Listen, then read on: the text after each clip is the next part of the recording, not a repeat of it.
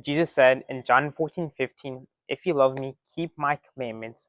And people read this verse and think, "Oh, I have to keep the commandments. I have to try harder. I have to pray more. I have to go to church more, and I have to be more obedient."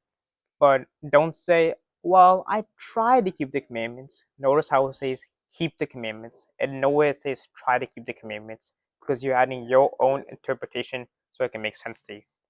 But You you know when can I add to the fall, word you of know when God, I which is rise. actually very dangerous, and it's actually one of the last Bible verses in Revelations. So this John 14:15, it actually exposes you that you can follow the law. You can't follow the law, so you need Jesus to do it for you. In Matthew 5:17, it says, "Think not I've come to abolish the law, but I came to fulfill it." So once you understand the context, there's two types of laws. One is from Moses, which is a works-based person, and he represents works, I mean, and Jesus is in the New Testament. So what does the law of Moses says? The law of Moses says that you have to follow the law perfectly, because in James 2:10 it says if you break one, you're guilty of breaking them all. So if you break one, you break them all pretty much. And Galatians 3:10 says, "Cursed is anyone who are under the works of the law, because you are under the curse." But now we are not under the curse of following the law, but under the new covenant with Jesus Christ and His grace.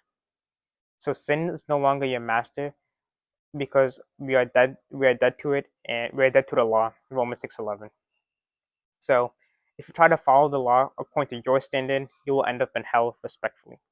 So pretty much, it's not about trying to keep the commandments, but it's about believing and resting in the one in Jesus, which was the perfect sacrifice. Hebrews 10:14.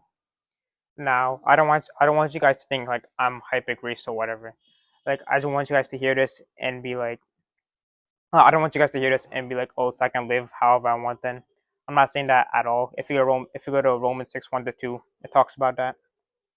But I'm saying you obey out of love and gratitude. You don't obey out of fear or pressure anymore. Like you obey because you're saved, and you obey because you're saved, not to get saved.